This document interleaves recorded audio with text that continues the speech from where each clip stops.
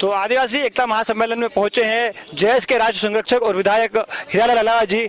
सबसे पहले आपका स्वागत है। बहुत अच्छा माहौल है, बहुत पब्लिक आई है, क्या लग रहा है? देखिए, आदिवासी एकता सांस्कृतिक महासम्मेलन में देश के कई राज्यों से आदिवासी यहाँ शामिल होते हैं। ये प्रतिवर्ष यह कार्यक्रम आयोजित किया जाता है और ये 28वां सांस्कृतिक एकता महासम्मेलन है। इस सम्मेलन के माध्यम से आदिवासियों की जो रीति रिवाज, उनकी परंपरा, उनकी भाषाएं, उनकी बोलियां जो आज विलुप्ति के कगार पे है, उनको संरक्षण को बढ़ावा देने के लिए, आदिवासियत के प्रति समाज को जागरूक करने के लिए और आदिवासियों की स्थिति से रूबरू कराने के लिए सांस्कृतिक एकता महासम्मेलन होता है।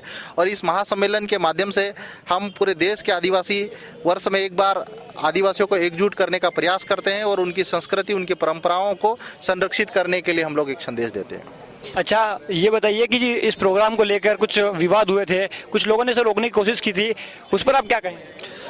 देखिए, जब भी कोई आदिवासी देश में एकजुट होने की कोशिश करते हैं, अपने अधिकारों के लिए लड़ाई लड़ने के लिए मिलकर संघर्ष करने का प्रयास करते हैं, तो उनको अपने अधिकारों से वंचित रहने के लिए समय समय पर षड्यंत्र होते रहते हैं।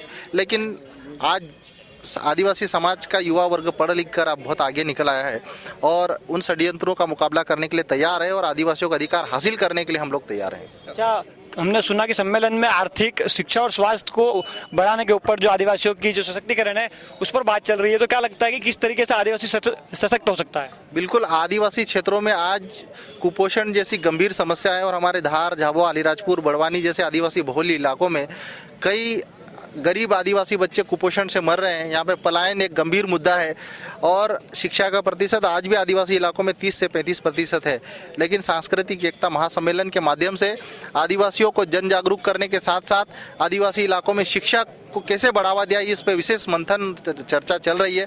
और हमारे साथ ये हमारे आदरणीय अलीराजपुर से विधायक मुकेश पटेल जी भी है, गुजरात से आदरणीय सुखराम जी, आदरणीय विधायक जी पहुंचे और हम सब जनप्रतिनिधि मिलकर समाज को सही दिशा और दशा देने के लिए काम कर रहे हैं। अच्छा, आप सभी से एक प्रश्न है, कहा जाता है कि आप जयस के पदाधिकारी जो हैं वो राजनीति में घुसकर राजनीति से गलत लाभ उठा रहे हैं, इस पर आप अपने आलोचकों को क्या जवाब देंगे? सभी तीनों से प्रश्न है। देखिए, जो देश की लोकतांत्रिक व्यवस्था है, यहाँ पे अगर आदिवासियों को उनका अधिकार अगर मिल सकते हैं तो उसके लिए जो राजनीति एक माध्यम है, जो लोकतंत्र का एक हिस्सा है, हम युवाओं से यही कहना चाहते हैं कि अगर अपने अधिकार चाहिए तो हमें संसद में जाकर, हमें विधानसभा में जाकर आवाज़ उठानी चाहिए और संसद को इस बात के लिए मजबूर करना चाहिए कि उनके अधिकार जो पिछले 70 सालों में नहीं मिल पाए, उनके अधिकार मिले। खासकर 5वीं अनुसूची, पेशा कानून और वन अधिकार कानून के हक उनको अब तक नहीं मिल पाए।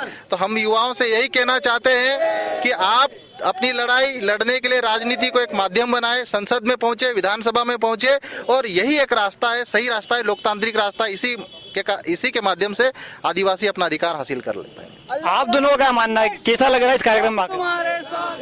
ये आदिवासी एकता महासम्मेलन है। आदिवासियों को एकजुट करने के लिए, आदिवासी को जो अधिकार बाबा साहब आम्बेडकर ने दिया है, इसको अमलवारी करवाने के लिए आदिवासी युवा सब जागे हैं।